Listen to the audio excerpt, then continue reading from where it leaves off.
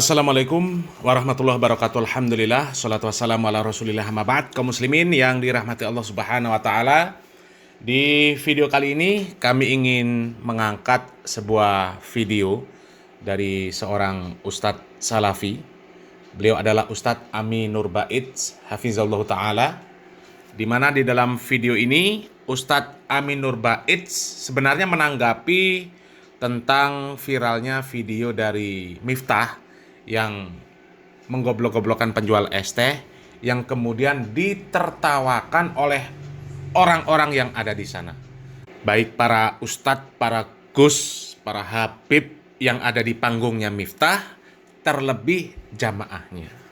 Dan dari video Ustadz Amin Nur Bait ini, kaum muslimin, kita bisa melihat ya, bagaimana adab, bagaimana akhlak dari para asatidz salafi.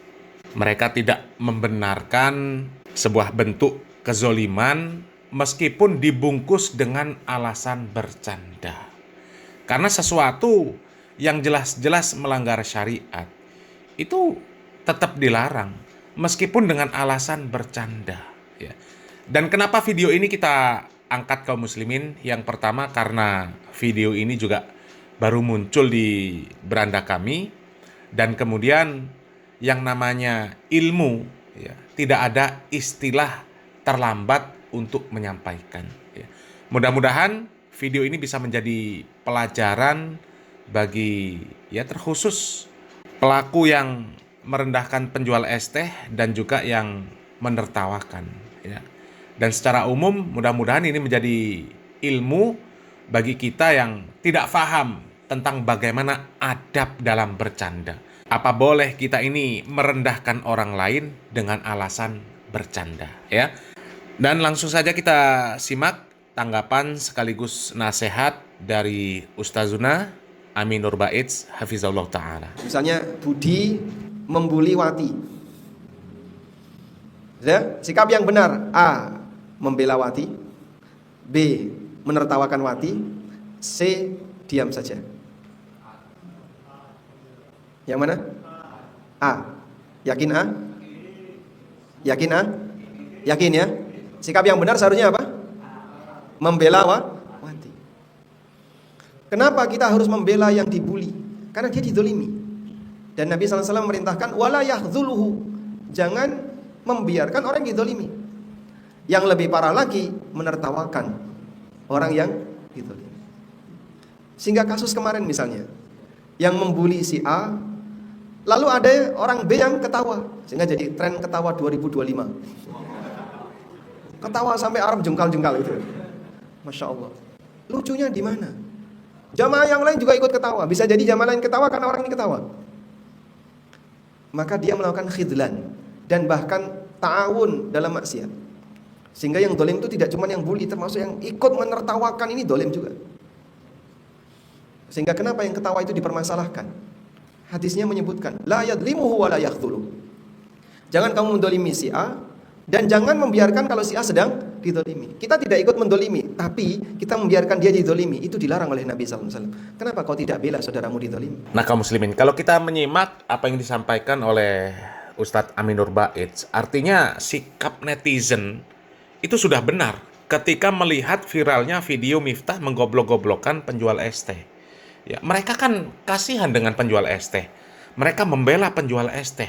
Bahkan sampai ada yang menawarkan umroh, sampai kemudian ada yang memberikan donasi sampai ratusan juta rupiah dan sebagainya, kaum muslimin. Meskipun belakangan hari Sun Haji ini membelot ya. Orang kasihan dengan dia, orang membela dia, berharap orang yang membuli Pak Sun Haji ini ya, dilepas dari jabatannya. Ternyata Pak Sun Haji malah membela orang yang membuli dia dan malah meminta kepada Pak Prabowo supaya Pak Prabowo menolak ketika orang tersebut ingin meletakkan jabatannya. Sebenarnya yang seperti itu ya mengecewakan orang-orang yang selama ini simpati kepada Pak Sun Haji. Bahkan muncul narasi-narasi yang cukup membagongkan kaum muslimin ya. Katanya justru Pak Sun Haji ini harus berterima kasih kepada Miftah. Karena apa? Karena sudah dihina oleh Miftah, Yang kemudian dari hinaan tersebut terbuka pintu rezekinya Pak Son Haji. Ini kan kacau kaum muslimin. Bahkan ada yang sampai mengatakan Miftah ini pahlawan yang sesungguhnya. Karena apa? Dia rela dibully untuk menaikkan derajat penjual es teh. Ini kan pemahaman yang kacau kaum muslimin. Ya seharusnya Nabi Musa alaihissalam dulu berterima kasih kepada Fir'aun. Kenapa? Karena adanya Fir'aun, mukjizat Nabi Musa alaihissalam itu ada. Seandainya tidak dikejar-kejar oleh Fir'aun, tidak dizolimi oleh Fir'aun, maka nggak akan punya Nabi Musa itu mukjizat yang bisa membelah lautan. Nggak akan punya. Begitu juga dengan Nabi Ibrahim alaihissalam. Seandainya Nabi Ibrahim alaihissalam tidak dizolimi oleh orang-orang kafir yang memusuhi Islam, meskipun itu bapaknya sendiri, ya, maka Nabi Ibrahim tidak akan merasakan mendapatkan mukjizat dari Allah Subhanahu wa taala ketika dilempar di api yang besar, apinya jadi dingin. Kalau logika yang difahami adalah logika seperti orang-orang yang menyebut Miftah pahlawan, yang rela dibully untuk menaikkan derajat penjual es teh, seharusnya ya Fir'aun juga pahlawan. Ya, Fir'aun juga pahlawan, Abu Lahab, Abu Jahal pahlawan juga ya. Karena apa? Mereka rela dimasukkan ke dalam neraka demi menunjukkan bahwa Muhammad Shallallahu Alaihi Wasallam itu nabi, Musa alaihissalam itu nabi, Ibrahim alaihissalam itu adalah nabi. Ya kan seperti itu logikanya kaum muslimin ya. Tapi memang itu logika-logika yang aneh lah kaum muslimin ya. Coba kita lanjut lagi videonya kaum muslimin. Sehingga yang dibully itu kita diamin aja. Diam saja itu salah. Apalagi menertawakan. Makanya pilihan tadi ya, A membela, B menertawakan, C diam saja. Anda pilih yang mana? Hah? Membela, itu teori. Kenyataannya? Kenyataannya menertawakan. Berarti kalau Anda menertawakan, Anda turut mendolimi. Diam saja itu masuk kategori khidlan, membiarkan orang yang dizalimi, itu dilarang oleh Nabi sallallahu alaihi wasallam. Wala yahkiru, dan jangan merendahkan orang lain. Jangan karena merasa Anda lebih tinggi dari sisi karir atau lebih tinggi dari sisi status sosial lalu merendahkan orang lain. Di sini saya duduk di kursi, ini bukan karena saya lebih tinggi, bukan. Karena gimana Mas? Alasannya apa? Biar kelihatan yang di belakang. Sehingga nggak kayak dengerin radio ya. Baik. Lalu Nabi SAW menyebutkan bihasabi mri'in minasyarri ayyahkira akhahul muslimah. Tingkat keburukan seorang muslim itu bisa diukur sejauh mana dia suka menghina orang lain. Maka semakin sering dia menghina orang lain, berarti memang orang itu terhina. Semakin sering orang itu menghina orang lain, berarti memang dia adalah punya karakter manusia yang hina. Bihasabi mri'in minasyarri ayyahkira akhahul muslimah. Tingkat dampak buruk seseorang, kejahatan seseorang itu bisa dilihat dari sejauh mana dia menghina sesama saudara muslim. Hadis sahih riwayat Muslim. Suatu ketika sahabat Sa'ad bin Abi Waqqas, beliau ini sahabat yang hebat, pahlawan, ahli main senjata, pinter dalam memanah. Sahabat Sa'ad bin Abi Waqqas itu pernah menghina, merendahkan sahabat yang lain, yang tidak sehebat beliau ketika berjuang di medan jihad. Ditegur oleh Nabi SAW. Kalaupun ketika perang kamu hebat, kau bisa pintar main senjata, pintar ngatur strategi, pintar memanah. Ketika ada pasukan yang lain yang mungkin lemah, jangan kau hinakan dia, jangan kau rendahkan dia. Kata Nabi SAW, wahal tunsaruna wa turzakuna illa bidu'afaikum. Bukankah kau itu diberi pertolongan oleh Allah karena keberadaan orang-orang lemah seperti ini? Doanya orang lemah ini bisa jadi lebih hebat dibandingkan kehebatan kamu. Maka dalam sebuah kegiatan bersama ya, misalnya cabang ini tanggung jawab tim, ada teamwork, kerja tim. Kerja tim ini diminta untuk bareng-bareng bekerja. Bisa jadi ada salah satu yang kemampuannya rendah. Dari sisi kemampuan pemasaran rendah, kemampuan komunikasi rendah, kemampuan mengatur keuangan rendah, kemampuannya rendah. Tapi dia rajin ibadah, dia orang yang taat. Tolong jangan hinakan orang ini. Mungkin berkat doa beliau, sebuah teamwork ini bisa sukses. Nabi SAW mengingatkan itu ya. Wahal tunsaruna wa turzakuna illa bidu'afaikum. Bukankah kalian itu ditolong oleh Allah dan diberi rezeki oleh Allah? Sebabnya adalah karena keberadaan orang lemah di antara kalian. Hadis sahih riwayat Bukhari.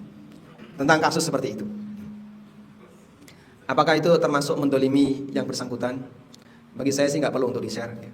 Karena masalah sudah Selesai, selanjutnya kita mengambil pelajaran dari situ untuk memberikan edukasi kepada masyarakat. Karena praktek seperti itu banyak. Dan tadi catatan yang paling sering dilanggar adalah beralasan dengan guyon untuk membenarkan kezaliman. Senajan aku ngelarang nanti awakmu tolong di ngapura lah, aku mau guyon. Apa dengan guyon itu jadi boleh? Dolim mau guyon maupun serius tetap dolim. Sehingga tadi sudah kita bacakan firman Allah di surat At-Taubah. Orang munafik beralasan innama kunna nakhudu wa nal'ab. Itu alasan yang enggak diterima. Kami hanya bersenda gurau, kami hanya guyon. Allah enggak terima alasan itu. Maka kalau ada orang yang dia mendolimi orang lain dengan alasan guyon, ini alasan yang tidak bisa diterima. Dan Anda tidak perlu share seperti itu, apalagi sudah viral. Ya, sehingga kita tidak perlu mengeluarkan tenaga untuk ikut terlibat di sana. Yang penting memberi peringatan kepada masyarakat dan ngasih arahan, jangan sampai seperti ini terulang. Baik. Tingkat bullying di sini tinggi nggak? Tingkat bullying nggak pernah diteliti. Lumayan. Potensi bullying di warung. Kami punya pondok dan punya sekolah. Itu kita punya tagline zero bullying. Jadi kalau terjadi bully atau apa, segera dilakukan tindakan. Nggak boleh yang namanya bullying. Kita kasih penekanan kepada para santri. Kalau sampai ada ketahuan membuli, akibatnya lebih panjang. Sehingga membuli bisa menyakiti temannya, tapi dia lebih bisa sakit hati pasca itu. Pasca dia membuli, dia bisa lebih sakit hati. Makanya waspada dengan yang namanya bully. Mungkin bisa diterapkan ya, aturan. Kalau sampai kedapatan ada karyawan yang membuli, maka dia bisa dibuat lebih sakit hati daripada ketika dia menyakiti yang lain. Sanggup kira-kira kayak gitu? Apa nanti bubar semua? Apa yang harus kita lakukan saat ada orang yang merendahkan kita? Apakah kita perlu diam atau harus membalas? Pertama begini, jika Anda ingin mendapatkan tabungan di akhirat dan saat Anda direndahkan itu tidak terlalu merugikan diri Anda, bisa jadi diam lebih baik. Semoga jadi tabungan saya, semoga jadi tabungan pahala bagi saya. Sehingga misalnya si A merendahkan kita, terus kita diam, lalu kita bilang sama si A, terima kasih si A, semoga nanti sebagian sholat yang kau kerjakan Allah kasihkan ke saya pahalanya. Kita tidak membalas dengan merendahkan, tapi ngasih tahu ke dia, semoga nanti pahala sholatmu Allah kasihkan ke saya. Makanya Imam Hasan Al-Basri, kalau beliau dapat kabar beliau itu dirasani oleh orang lain, diriba oleh orang lain, maka beliau ngasih hadiah ke yang bersangkutan. Terima kasih, saya tidak bisa ngasih hadiah ke kamu yang lebih bernilai daripada ini, karena kamu sudah ngasih pahala kamu ke saya. Itu orang yang punya tingkat sabar yang bagus. Yang kedua, kalau sekiranya merendahkan diri Anda, orang lain merendahkan diri Anda itu menyangkut masalah agama. Misalnya, wah ini menyangkut masalah kehormatan agama saya. Silakan Anda balas. Contoh, mohon maaf ya, sampai ada orang merendahkan jenggot. Wah, jenggot kayak apa misalnya? Kayak harimau. Emang harimau berjenggot?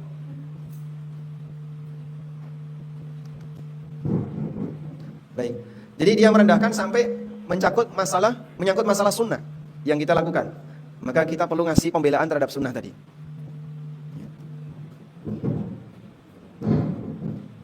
Berikan pembelaan kepada sunnah tadi ya. Anda harus bela. Ini sunnah Nabi SAW. Kamu lebih hina karena menghina sunnah Rasulullah SAW. Jadi pembelaannya bukan pada diri kita, tapi membela sunnah Rasulullah SAW. Misalnya ibu-ibu pakai jilbab, lalu dikata-katain sama orang yang nggak pakai jilbab, maka Anda boleh balas untuk membela jilbab. Dan dulu sahabat seperti itu. Jadi pembelaannya bukan semata pembelaan untuk pribadi, tapi pembelaan kepada posisi agama yang sedang beliau jalani. Nah kaum muslimin ya, inilah adab akhlak para asatidz salafi ya.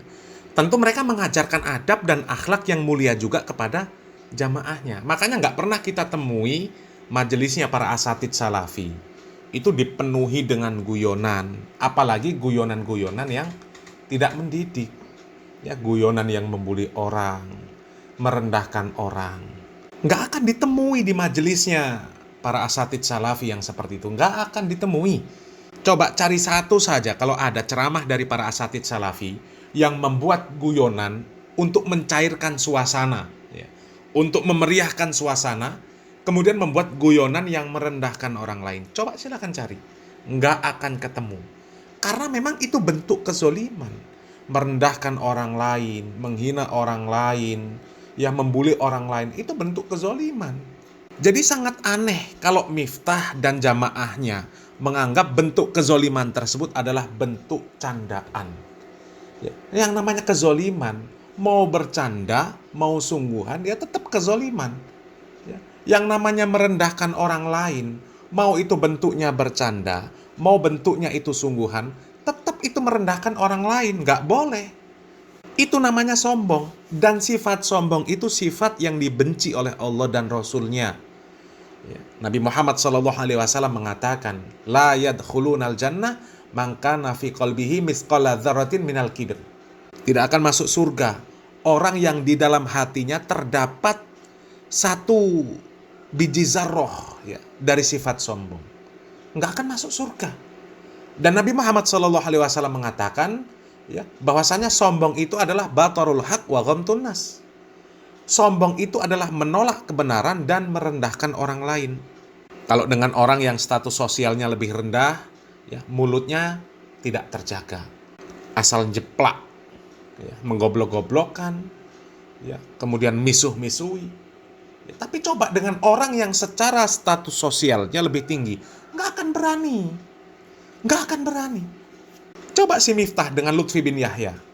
Coba di hadapan Lutfi bin Yahya dicacuk-cacukkan, digoblok-goblokkan. Berani? Nggak akan berani. Karena apa nanti? Dikatakan sebagai murid yang su'ul adab. Kan Miftah kan muridnya Lutfi bin Yahya. Murid yang su'ul adab. Sama guru kok gurunya digoblok-goblokkan, dicacuk-cacukkan. Tapi dengan orang yang status sosialnya lebih rendah, dia berani. Itu kan zolim namanya. Itu sudah merendahkan orang lain. Dan itu masuk ke dalam sifat sombong. Dan alhamdulillah, ya, para asatidz salafi, jamaah salafi juga, nggak ada yang ikut menertawakan ketika viral video dari Miftah itu menggoblok-goblokkan penjual es teh. Mereka semua merasa kasihan. Ya, merasa kasihan, iba. Dan boleh cek, ya, silakan cari kalau ada satu saja video dari orang-orang salafi, jejak rekam dari orang-orang salafi yang kemudian membela Miftah mengatakan itu hanya bercanda, itu boleh-boleh saja. Kemudian mengatakan Sun Haji harus berterima kasih dengan Miftah, mengatakan Miftah pahlawan, apalagi nyebut Miftah wali. Nggak akan ditemukan. Ya. Karena apa? Karena para asatidz salafi sudah mengajarkan adab, mengajarkan akhlak, mengajarkan sopan santun, toto kromo, unggah ungguh. Selain mereka mengajarkan, mereka juga mencontohkan. Makanya kita itu harus pandai-pandai memilih guru. Jangan sampai kita salah memilih guru. Kalau salah memilih guru, ya akhirnya seperti jamaahnya Miftah.